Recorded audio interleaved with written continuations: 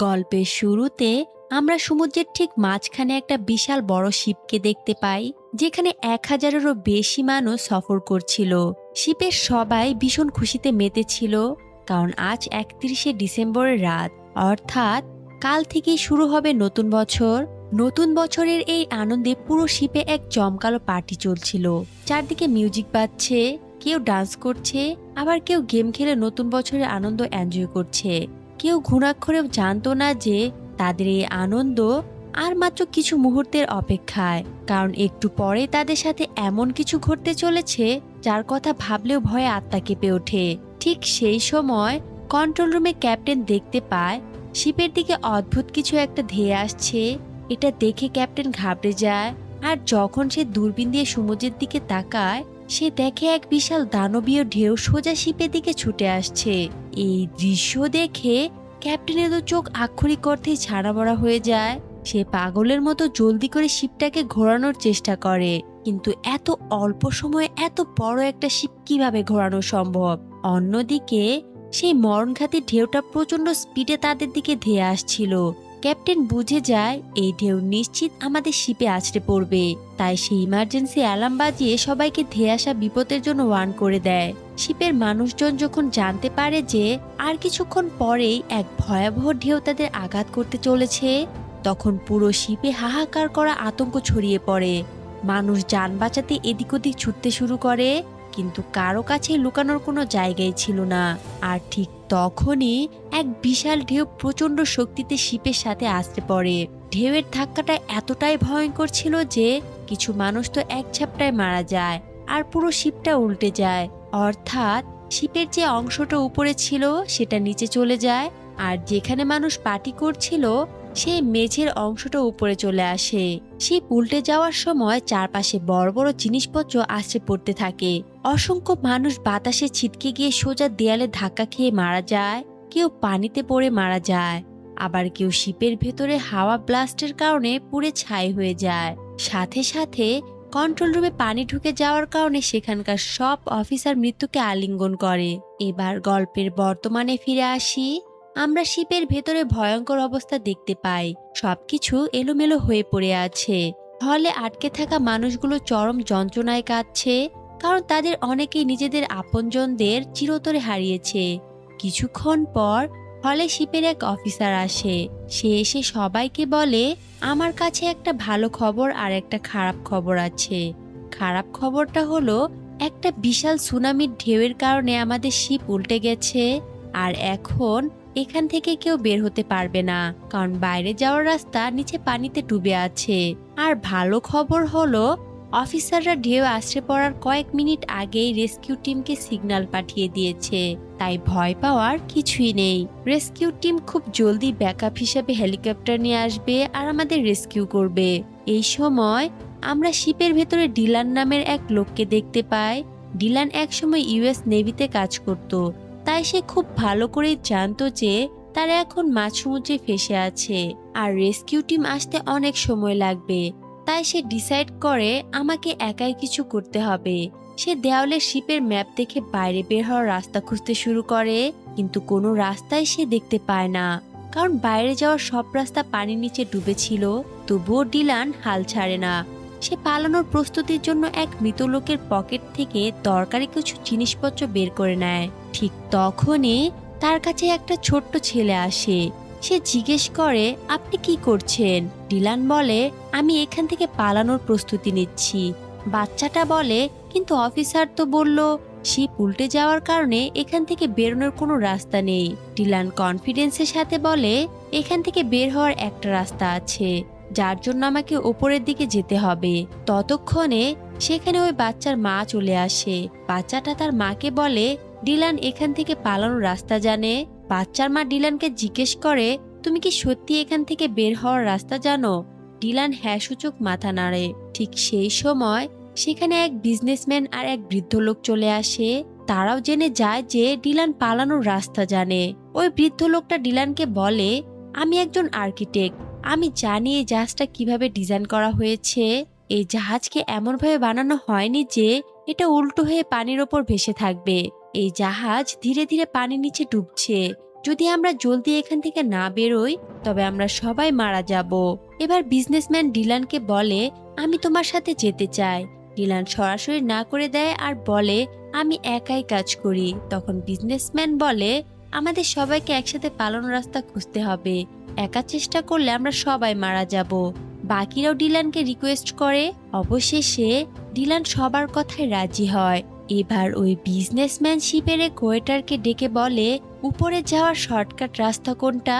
Waiter ভয় পেয়ে বলে, অফিসার আমাকে রাস্তা বলতে মানা করেছে, কারণ ওই রাস্তা ভীষণ বিপজ্জনক, ওখানে গেলে তোমাদের জান যেতে পারে। বিজনেসম্যান তাকে বলে, তুমি 1 বছরে যা কামাও আমি তোমাকে তার ডাবল টাকা দেব, কিন্তু তোমাকে আমাদের রাস্তা দেখাতে হবে। টাকার লোভে ওয়েটার রাজি হয়ে যায় আর এই সার্ভাইভার মিশন শুরু হয়। তারা এমন একটা জায়গায় যেতে চাইছিল যেখানে শিপের বড় বড় প্রেপেলার বা পাখা আছে, কারণ বেঁচে ফেরার একমাত্র এটাই রাস্তা ছিল। তারা যখন উপরে যাচ্ছিল, নিচের হলে থাকা সব মানুষ তাদের দেখে ফেলে।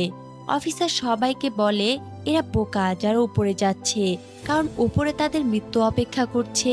কিন্তু অফিসার জানতো না যে শিপ ধীরে ধীরে পানিতে ঢুকছে আর যে কোনো মুহূর্তে নিচের হলে পানি ঢুকে যেতে পারে। অফিসার গার্ডদের সব দরজা বন্ধ করতে নির্দেশ দেয় যাতে পানি ভিতরে না ঢোকে, আর যারা উপরে গেছে তারাও যেন ভিতরে ফিরতে না পারে। এদিকে ডিলানের টিম সামনে এগোতে থাকে। রাস্তায় তারা বেশ কিছু মানুষের লাশ ফ্লোরে পড়ে থাকতে দেখে, যা দেখে তারা ভীষণ ঘাবড়ে যায়। কিছু দূর যাওয়ার পর তারা দেখে চারপাশে জিনিসপত্র ছড়িয়ে থাকার কারণে রাস্তা পুরোপুরি বন্ধ। উপরে যাওয়ার কোনো উপায় পাচ্ছিল না। তখন তারা লিফটের দরজা খোলে, কিন্তু ভাইরে, দরজা খোলার পর তারা দেখে লিফট নষ্ট হয়ে উপরে আটকে আছে। এখন তাদের সামনে লিফটের দরজা খুলে উপরে যেতে হবে। এর জন্য তারা একটা লম্বা লোহার বেঞ্চ দিয়ে সামনের লিফট পর্যন্ত একটা ব্রিজের মতো রাস্তা বানায়, যাতে তারা দরজা খুলে বের হতে পারে। প্রথমে ডিনাল এগোয়, সে দরজা খোলার চেষ্টা করে, কিন্তু দরজা খুলছিলই না। তখনই তার নজর উপরে লিফটের দিকে পড়ে, যার দরজা অর্ধেক খোলা ছিল। সেখানে যাওয়ার জন্য ডিলান ওই বৃদ্ধ লোককে ডাকে। ডিলান তার কাঁধের উপর পা দিয়ে উপরে লিফটে পৌঁছে যায়। এরপর সে একে একে সবাইকে উপরে টেনে তোলে, কিন্তু এখন শুধু ওই বৃদ্ধ আর ওয়েটার নিচে বাকি ছিল। ওয়েটার বৃদ্ধকে বলে, তুমি আগে যাও, আমি সবার শেষে আসব। কিন্তু ওয়েটার টেরও পায়নি যে এই সিদ্ধান্ত তার জীবনের সবচেয়ে বড় ভুল হতে যাচ্ছে। ঠিক তখনই উপরে ঝুলে থাকা লিফটটা প্রচন্ড কাঁপতে শুরু করে। বৃদ্ধ যখন ওয়েটারের কাঁধে পা দিয়ে উপরে ওঠার চেষ্টা করে, ঠিক তখনই ওয়েটারের পায়ের নিচে লোহার বেঞ্চটা পিছলে নিচে পড়ে যায়, যাতে তারা দুজনই শূন্যে ঝুলে পড়ে। বাঁচার জন্য ওয়েটার বৃদ্ধের পা শক্ত করে আঁকড়ে ধরে চিৎকার করতে থাকে। উপরের লিফটটাও ধীরে ধীরে তাদের দিকে খসে পড়ছিল।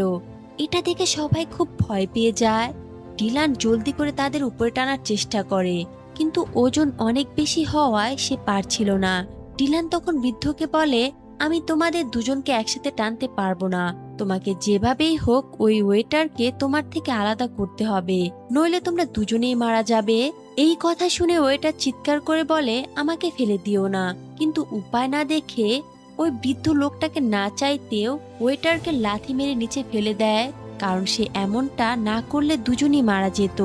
এরপর তারা বৃদ্ধকে উপরে টেনে তোলে, আর বৃদ্ধ ভিতরে আসার সাথে সাথেই লিফটটা এত স্পিডে নিচে আছড়ে পড়ে যে সেখানে এক বিশাল বিস্ফোরণ হয় আর চারদিকে আগুন ছড়িয়ে পড়ে। আগুন থেকে নিজেদের বাঁচাতে তারা জলদি করে লিফটের দরজা আটকে দেয়, যার ফলে তাদের জান বেঁচে যায়। অন্যদিকে নিচে বিস্ফোরণের শব্দ শুনে অফিসার ভাবে যে উপরে যাওয়া মানুষগুলো সবাই মারা গেছে, কিন্তু সে জানতো না যে এবার মৃত্যু তার দিকে এগোচ্ছে। এদিকে ডিনারের টিম আবার এগোতে শুরু করে। কিছু দূর যাওয়ার পর তারা একটা ডান্স ক্লাবে পৌঁছায়। সেখানে বিজনেসম্যান তার মেয়েকে খুঁজে পায়। সে ডান্স ক্লাবে আটকে পড়েছিল, সাথে আরো 3জন মানুষ তাদের সাথে যোগ দেয়। এখন তাদের মোট 9 জনের টিম তৈরি হয়। তারা প্ল্যান বানায় যে আমাদের জলদি শিপের প্রোপেলারের কাছে পৌঁছাতে হবে, কারণ শিপ ধীরে ধীরে ডুবছে আর পানি ভরে যাচ্ছে। তারা এগিয়ে গিয়ে সামনের দরজা খুলতেই তাদের চোখ কপালে উঠে যায়, কারণ সামনের রাস্তা পুরোপুরি বন্ধ ছিল আর নিচের গ্রাউন্ড ফ্লোরে প্রচুর পানি জমে গিয়েছিল। এখন উপরে যাওয়ার শুধু একটাই রাস্তা ছিল, আর সেটা হলো লিফটের একটা ভাঙা লোহার রেলিং, যার উপর দিয়ে একে একে তারা ওপারে যেতে থাকে। টিমের 5 জন ওপারে পৌঁছে যায়। এবার বিজনেসম্যান ওই ছোট ছেলেকে বলে, বাবু তুমি চলে এসো, এবার তোমার পালা। কিন্তু তখনই এক মাতাল এসে বলে, আগে আমি যাব, কি জানি তোমরা হয়তো আমাকে একা ফেলে চলে যাবে। তারা মাতালটাকে কিছু বলে না। মাতালটা লোহার রেলিং দিয়ে এগোতে শুরু করে, কিন্তু যেমনই সে মাঝপথে পৌঁছায় তার হাত থেকে মদের বোতল নিচে পড়ে যায়, যে কারণে সে রেলিং এর ঠিক মাঝখানে দাঁড়িয়ে পড়ে।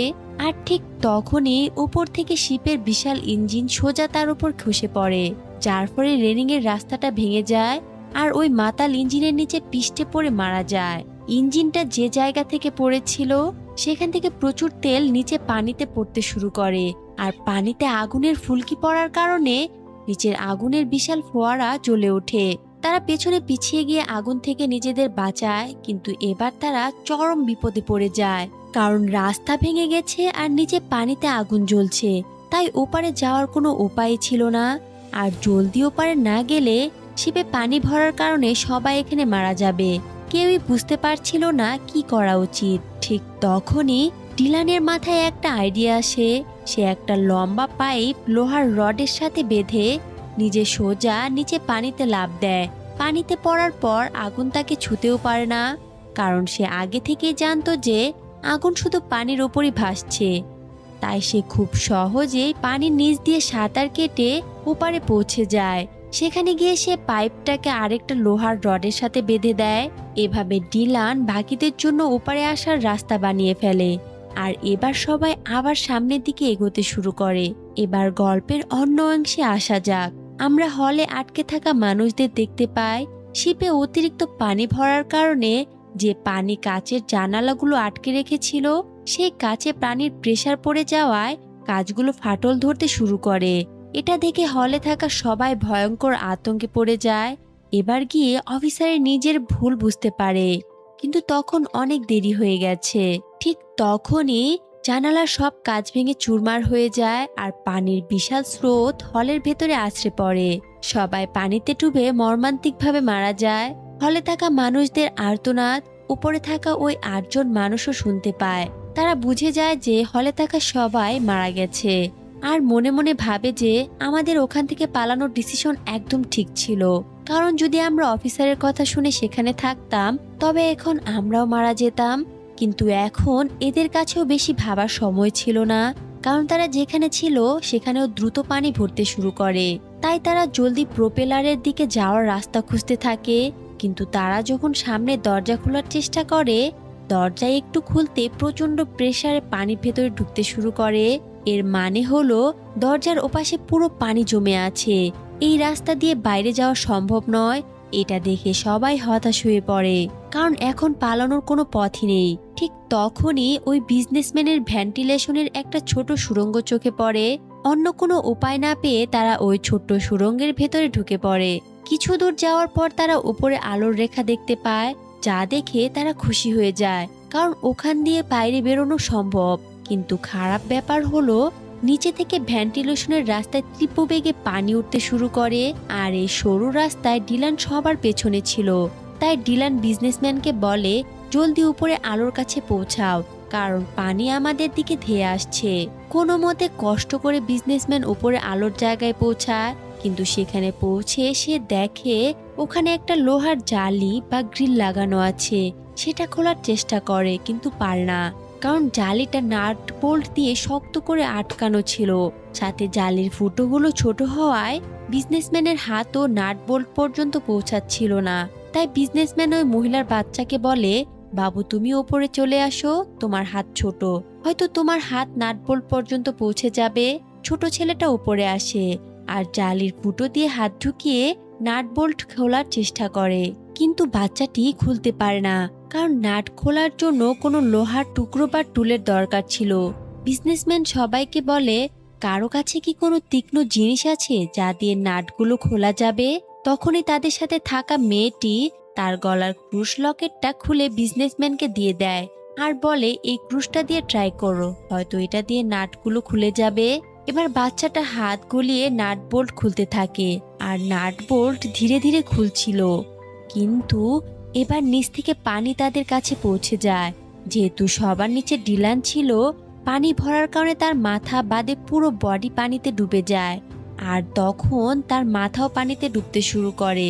সবাই ওই বাচ্চাটাকে জলদি বোল্ট খুলতে চিৎকার করে। ঠিক যখনই ডিলান পুরোপুরি পানিতে ডুবে মৃত্যুর মুখে, তখনই বাচ্চাটা জালের দুপাশের নাট বোল্ট খুলে ফেলে। যার পর তারা একে একে জলদি করে বাইরে বেরিয়ে আসে। এবার তারা জাহাজের প্রোপেলারের একদম কাছাকাছি চলে এসেছিল। তাদের শুধু আর দুটো ফ্লোর উপরে যেতে হবে। উপরের ফ্লোরে যাওয়ার জন্য তারা যখন সামনের দরজা খোলার চেষ্টা করে, সেটা উল্টো দিক থেকে লক করা ছিল। অন্য কোনো উপায় না পেয়ে তারা উপরে লাগানো একটা পানির ট্যাঙ্কের ঢাকনা খুলে ফেলে। ওই ট্যাঙ্কের ভেতর ঢোকার পর তারা বুঝতে পারে যে এটা শিপের স্ট্যাবিলাইজার ট্যাঙ্ক, যা পুরোপুরি বন্ধ। আর এবার তারা এখানে ফেসে গেছে, কারণ এখান থেকে বেরোনোর কোনো রাস্তা ছিল না। শুধু একটাই রাস্তা ছিল, যা খুব শক্তভাবে লক করা।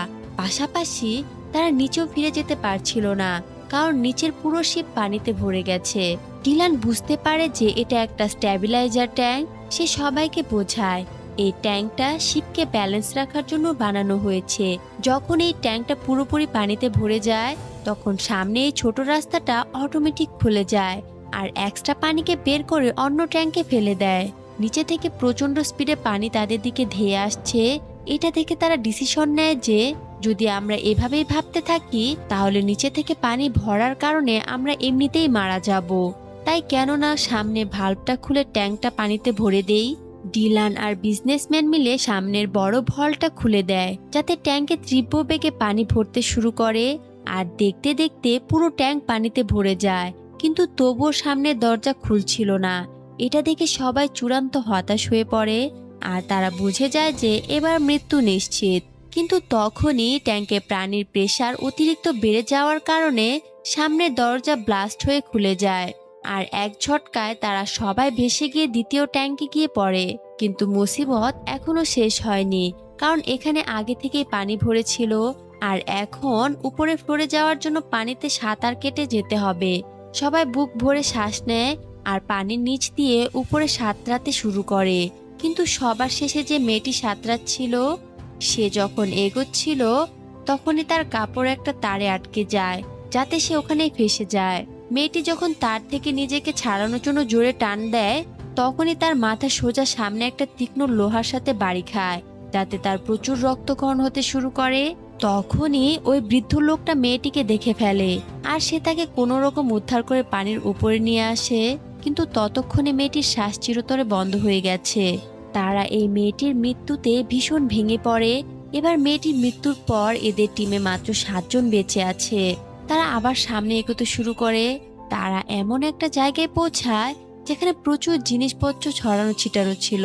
তখনই তারা ওই জিনিসপত্রের পেছনে থেকে একটা আওয়াজ শুনতে পায়, যা শুনে তারা ভাবে হয়তো আমাদের জন্য রেস্কিউ টিম এসে গেছে। তারা জোরে জোরে চিৎকার করতে শুরু করে আর সামনের জিনিসপত্র সরিয়ে রাস্তা পরিষ্কার করতে থাকে। কিন্তু জিনিস সরানোর পর তারা দেখতে পায় ওই আওয়াজটা একটা বেজে ওঠা টেলিফোনের ছিল।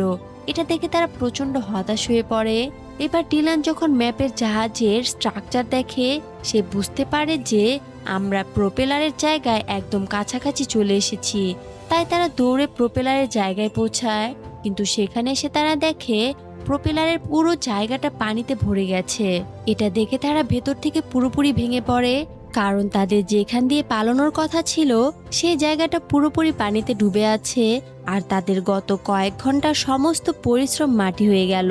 সবার চোখের সামনে এবার অবধারিত মৃত্যু ভাসতে শুরু করে।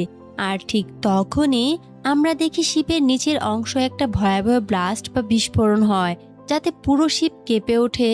আর শিপের প্রোপেলারের যে অংশটা পানিতে ডুবেছিল, সেটা পানির উপরে ভেসে ওঠে আর সেখানে জমে থাকা পানি অন্যদিকে নেমে যায়। এবার তাদের পালানোর রাস্তা একদম পরিষ্কার হয়ে যায় আর তারা জলদি করে প্রোপেলারের কাছে পৌঁছে যায়। সেখানে ওই বৃদ্ধ লোকটা যেমনই প্রোপেলারের জায়গায় দরজাটা খোলে, সেখানকার বাতাসের প্রচন্ড প্রেসারের কারণে ওই ভারী দরজাটা তীব্র বেগে সোজা ওই বৃদ্ধের মুখে এসে আছড়ে পড়ে, যার আঘাতে ওই বৃদ্ধ ছিটকে পড়ে মর্মান্তিকভাবে মৃত্যুকে আলিঙ্গন করে। এবার টিমে রইল মাত্র 6 জন। বিজনেসম্যান যখন ওই দরজা দিয়ে লাইট জ্বেলে সামনে প্রোপেলারের দিকে তাকায়, সে বুঝতে পারে শিপের সব প্রোপেলার সোজা ঘোরার বদলে উল্টো দিকে ঘুরছে। এর মানে হলো বাইরের সব বাতাস তীব্র বেগে ভেতরের দিকে টানছে। এভাবে তারা জলদি প্রোপেলারের কাছাকাছিও যায়। তারা বুঝতে পারে প্রোপেলারগুলোকে কন্ট্রোল রুম থেকে বন্ধ করা সম্ভব, কিন্তু কন্ট্রোল রুম এখান থেকে 150 ফুট নিচে পানির তলায়, যার মানে ওখানে যাওয়ার সাক্ষাৎ মৃত্যুকে দাওয়াত দেওয়া। কারণ এতটা পথ কোনো মানুষই শ্বাস আটকে পানিতে সাঁতরাতে পারবে না। কিন্তু ওই বিজনেসম্যান রবার্ট বলে, আমাকে ওখানে যেতে হবে, আমি যদি না যাই তবে আমরা সবাই মারা যাব। তখন ওই বিজনেসম্যানের মেয়ে বয়ফ্রেন্ড বলে, আপনি ওখানে যাবেন না, আমাকে যেতে দিন, কারণ আমি যুবক, আমি ওখানে গিয়ে প্রোপেলার বন্ধ করে ফিরে আসব। এসব দেখে বিজনেসম্যানের মেয়ে কাঁদতে শুরু করে, কারণ সে জানতো পানিতে এতটা গভীরে যাওয়ার পর কেউ জীবিত ফিরতে পারবে না। তাই সে না তার বয়ফ্রেন্ডকে হারাতে চাইছিল, না তার বাবাকে। মেয়েটি যখন কাঁদছিল, তার বয়ফ্রেন্ড এসে তাকে সান্ত্বনা দেয় আর বলে, আমার কিচ্ছু হবে না, আমি জলদি ফিরে আসব। আর যেমনই পানিতে ঝাঁপ দেওয়ার জন্য ছেলেটা পেছনে ঘোরে, সে দেখে যে বিজনেসম্যান রবার্ট ততক্ষণে চুপি চুপি পানিতে লাফ দিয়ে কন্ট্রোল রুমের দিকে রওনা হয়ে গেছে। এটা দেখে বিজনেসম্যানের মেয়ে ডুকরে কেঁদে ওঠে। বিজনেসম্যান পানিতে সাঁতার কাটতে কাটতে কন্ট্রোল রুমের দিকে এগোতে থাকে। ঠিক সেই সময় ওই মহিলাটার বাচ্চাটাও কোথাও একটা হারিয়ে যায়। তাই ওই মা পানিতে ঝাঁপ দিয়ে তার বাচ্চাকে খুঁজতে শুরু করে। তখনই সে দেখে তার বাচ্চাটা একটা লোহার জালির পেছনে আটকে পড়েছে। সামনে জালি থাকায় মা তার বাচ্চাকে উদ্ধার করতে পারছিল না, আর পানির উপরে এসে কান্নায় ভেঙে পড়ে। তখনই সেখানে ডিলান চলে আসে, আর ডিলান জলদি করে ওই জালির দরজা খুলে বাচ্চাটাকে রেস্কিউ করে, যার পর তারা তিনজন পানির উপরে উঠে আসে। অন্যদিকে বিজনেসম্যান কন্ট্রোল রুম পর্যন্ত পৌঁছে যায়। সেখানে সে দেখে প্রোপেলার বন্ধ করার অফ অন বাটনটা ভেঙে নষ্ট হয়ে আছে। এটা দেখে বিজনেসম্যান চূড়ান্ত হতাশ হয়ে পড়ে, কারণ এখন তার পক্ষে ওই প্রোপেলার বন্ধ করা কোনোভাবেই সম্ভব নয়। অনেকক্ষণ ধরে পানির নিচে থাকার কারণে বিজনেসম্যানের দম আটকে আসতে শুরু করে, যার কারণে সে ছটফট করতে থাকে। আর যেমনই বিজনেসম্যান মৃত্যুমুখে পতিত হতে যায়, তখনই তার নজর পড়ে সেই বাটনের উপর, যা দিয়ে প্রোপেলারকে রিভার্স করা যায়। মৃত্যুকে আলিঙ্গন করার ঠিক আগ মুহূর্তে বিজনেসম্যান রবার্ট ওই রিভার্স বাটনটা প্রেস করে দেয়, যাতে শিপের প্রোপেলারগুলো উল্টো দিকে ঘুরতে শুরু করে, আর বিজনেসম্যান ওখানে পানিতে ডুবে মারা যায়। এভাবেই নিজের মেয়ে আর সঙ্গীকে জীবন বাঁচাতে এই বাবা নিজের জীবন স্যাক্রিফাইস করে দেয়। এদিকে প্রোপেলারের কাছে পাখিরা বাতাসের গতির পথে পরিবর্তন ফিল করতে পারে। তারা যখন প্রোপেলার দিকে তাকায়, দেখে সে প্রোপেলার এখনো ঘুরছে। তারা ভাবে যে রবার্ট এখনো প্রোপেলার বন্ধ করলো না কেন, কিন্তু তখনই তারা বুঝতে পারে যে প্রোপেলার ভেতরে বাতাস টানার বদলে এখন তীব্র বেগে বাতাস বাইরের দিকে ঠেলছে। এটা দেখে সবাই বুঝে যায় যে বিজনেসম্যান মরার আগে প্রোপেলারকে রিভার্স করে দিয়ে গেছে। তখনই ডিলানের মাথায় একটা জবরদস্ত আইডিয়া আসে। সে রবার্টের প্রোপেলার রিভার্স করার সিক্রেটটা ধরে ফেলে। ডিলান ওই বাচ্চা ছেলেকে বলে, যদি আমরা প্রোপেলারের দিকে বড় বড় ভারী জিনিস ছুঁড়ে মারি, তবে আমরা প্রোপেলারকে জ্যাম করে বন্ধ করতে পারবো। বাচ্চাটার এই আইডিয়াটা পছন্দ হয়। সে ডিলানকে একটা বিশাল বড় গ্যাস সিলিন্ডার তুলে দেয়। ডিলান ওই সিলিন্ডারটা সজোরে সোজা ঘুরন্ত প্রোপেলারের দিকে ছুঁড়ে মারে। যেমনই সিলিন্ডারটা প্রোপেলারের ব্লেডে ধাক্কা খায়, ওখানে একটা বিশাল ব্লাস্ট হয়, আর চারদিকে আগুন ছড়িয়ে পড়ে। আগুন নেভানোর পর তারা দেখে প্রোপেলার পুরোপুরি থেমে গেছে। এটা দেখে তারা আনন্দে আত্মহারা হয়ে যায়, আর সবাই শিপের একদম বাইরে কিনারার দিকে এগোতে থাকে। কিন্তু এখানে বিজনেসম্যানের মেয়ে তার বাবার জন্য অপেক্ষা করছিল। তার আশা ছিল বাবা ফিরে আসবে, কিন্তু সে জানতো না যে তার বাবা মারা গেছে। তখন ওই মেয়ের বয়ফ্রেন্ড তার কাছে আসে আর বলে, তোমার বাবা মারা গেছে, তুমি অযথা তোমার বাবার অপেক্ষা করছো। এখন আমাদের এখান থেকে পালাতে হবে, নইলে তুমিও মারা যাবে। বিজনেসম্যানের মেয়ে তার বয়ফ্রেন্ডের কথায় রাজি হয়।